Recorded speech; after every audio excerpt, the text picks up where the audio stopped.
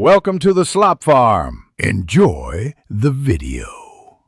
You'll begin by confirming support and enabling the system switch. First, make sure your device and the app are updated. Once done, open Settings and go to Display or Appearance. Find the dark theme toggle and turn it on. You should also restart the app or sign out and back so elements reload with the new theme.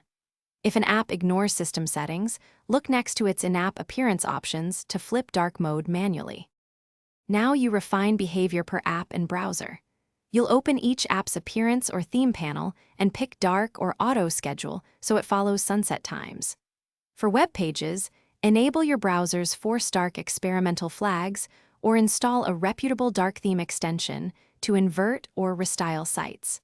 On mobile, check individual app settings and Android's developer Force Dark only if needed. Make sure to adjust contrast and accessibility options to prevent washed-out text after toggling themes.